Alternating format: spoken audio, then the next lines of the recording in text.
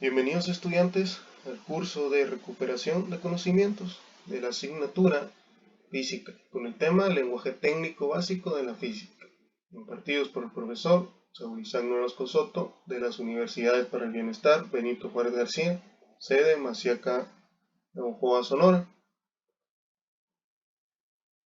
Primeramente, ¿reconoces el lenguaje técnico básico de la física?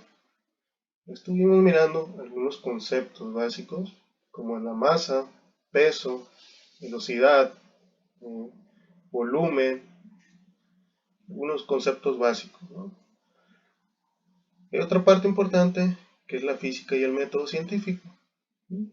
Cuando alguien posee datos acerca de un hecho que ocurre en nuestro universo, tiene el conocimiento sobre este, por ejemplo, cómo funciona un motor, cómo resolver una ecuación, cómo se desplaza un automóvil o el movimiento de los planetas.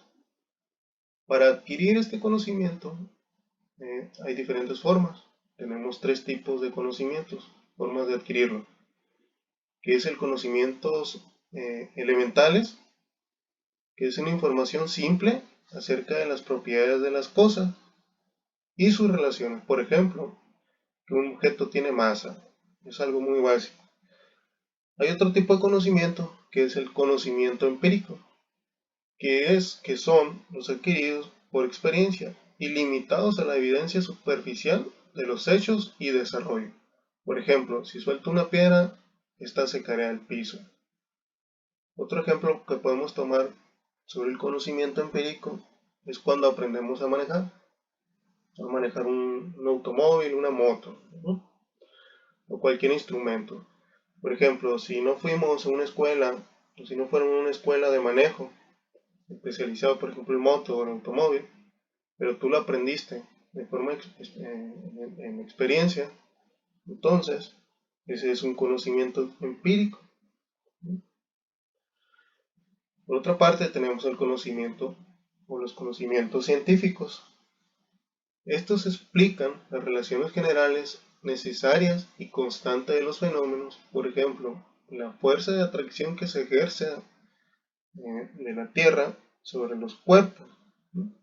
Para llegar a ese conocimiento se tuvo que pasar por un método científico. Ahora tenemos otra parte que es ciencia, ¿no? De algunas ramas de la ciencia. Si vamos al concepto básico de la ciencia, que proviene del latín scientia, que significa conocimiento, entonces la ciencia es el conjunto de conocimientos obtenidos mediante la observación de patrones regulares, del razonamiento y la experimentación en ámbitos específicos, a partir de los cuales se generan preguntas, se construyen hipótesis, se deducen principios y se elaboran leyes generales y sistemas organizados por medio de un método científico. O sea que va en relación de la ciencia y el método científico. O sea que sin el método científico no hay ciencia, ¿no? O viceversa. Y en las ciencias tenemos dos tipos de ciencias, ciencias formales y ciencias factuales. Factuales.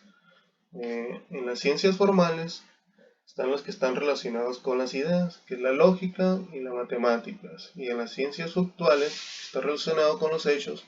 Tenemos las ciencias naturales y las ciencias sociales. En las ciencias naturales tenemos la física, química y biología. En las sociales, tenemos un ejemplo, podemos decir que tenemos la sociología, economía, historia, ciencias políticas y la psicología. A lo que nosotros estamos enfocados es en la física, ¿sí? En las ciencias naturales, específicamente en la física. Y en la física se tiene diferentes ramas dependiendo de su época, ¿no? En la física clásica y tenemos unas ramas. La física clásica es desde la antigüedad hasta el siglo XIX. En la física clásica tenemos la mecánica. Está dividido en dinámica, estática y cinemática. Tenemos la óptica, la acústica, el electromagnetismo y termodinámica. Ahora nos vamos a pasar a la física moderna, que la física moderna es a partir del siglo XX. En ellas tiene sus ramas, que es la física nuclear, física atómica, física de partículas elementales, física relativista y física de mecánica cuántica. Ahora vamos a explicar un poquito la rama de la física clásica. La primera que mencionamos es la mecánica, que es la rama de la física que estudia el movimiento de objetos y se subdivide en cinemática, que esta considera la relación espacio y tiempo, y en dinámica, que considera las causas, según Fouquier en el 2013. Tenemos la óptica, que estudia los fenómenos asociados a la luz, considerada como una onda.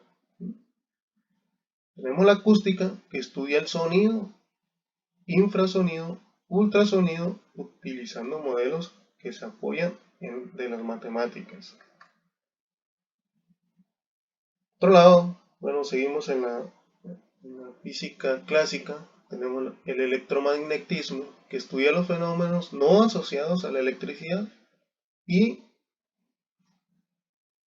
fenómenos al magnetismo, describiendo las cargas eléctricas, tanto en reposo como en movimiento. Luego tenemos la termodinámica, que estudia cómo la energía se transforma en calor y su conversión en trabajo. Ahora tenemos las ramas de la física moderna. Tenemos la física nuclear, que estudia los núcleos, su transformación en sus propiedades y comportamientos. Tenemos la física atómica, que estudia los átomos en sus propiedades y comportamientos. Tenemos la física de partículas, que estudia la materia en sus componentes fundamentales y las interacciones entre estos. También tenemos la física relativista, considerada como un nuevo modelo físico que describe el universo, utilizando como referencia el viaje de la luz en todas sus ecuaciones. Luego tenemos esta física, que es la física del estado sólido, que es empleado el conocimiento de la mecánica cuántica, el electromagnetismo y la metalurgia. Esta disciplina estudia, como su nombre lo dice, las propiedades físicas de los sólidos. Por último, tenemos la mecánica cuántica, que estudia los fenómenos físicos a escalas microscópicas. Vamos a pasar a este tema, que es magnitudes físicas y su medición. Desde las civilizaciones antiguas tenían cada uno de sus propias formas de medir las cosas. O sea que no todo el mundo, ¿sí?, todas las civilizaciones tenían sus propias medidas, ¿no? Por ejemplo, los egipcios usaban una brazada o brasa cuya longitud valía a la dimensión de un hombre con los brazos abiertos. También se utilizaban otras medidas del cuerpo humano, como el pie, ¿sí?, el codo, distancia desde el codo hasta la punta de los dedos, ¿sí? El otro es el palmo, que es la longitud de los 4 dedos juntos. Tenemos la pulgada, que es la longitud del dedo pulgar.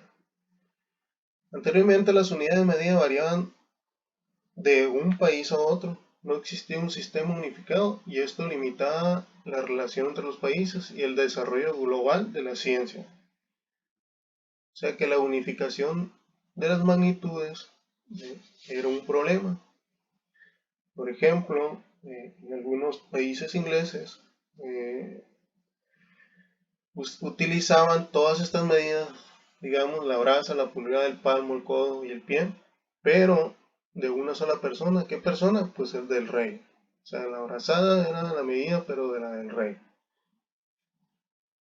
Entonces, pues era muy difícil. O sea, no había los mismos reyes o presidentes, digamos, de las mismas estatura y mismas medidas, ¿no? Por eso era difícil unificar y pues no era pues justo para todos.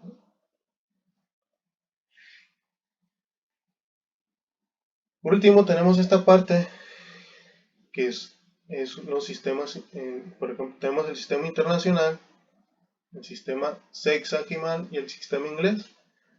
¿De qué se trata esto? Ya cuando se hizo una unificación de medidas, se establecieron ciertas magnitudes.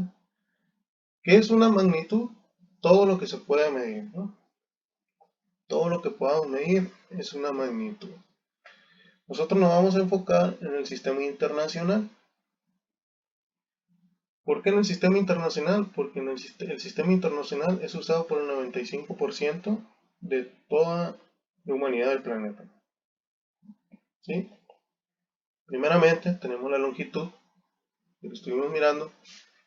Este se mide en metros, la masa en kilogramos, el tiempo en segundos, el área de superficie, metros al cuadrado, el volumen, metros cúbicos, la velocidad, metros sobre segundos, la aceleración, metros sobre segundo al cuadrado.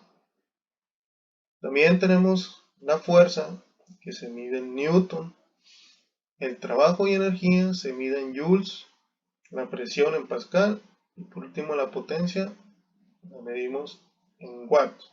¿Sí? Con este sistema internacional es con el que vamos a estar trabajando en la asignatura de física. Pero aquí les pongo estos nada más para que miren la comparación, ¿no? Ahora, ¿qué actividad van a hacer y que va a contar como asistencia de hoy? Será tomar las anotaciones de la clase, ¿sí? Tal cual. Entonces en la mañana, cuando les tome lista, van a pasarme sus apuntes, se los voy a revisar y le voy a poner la doble asistencia. Por último, les dejo esta frase. Lee poco y serás como muchos. Lee mucho y serás como poco. Acción poética, Puerto La Cruz, Veracruz. Que tengan excelente día.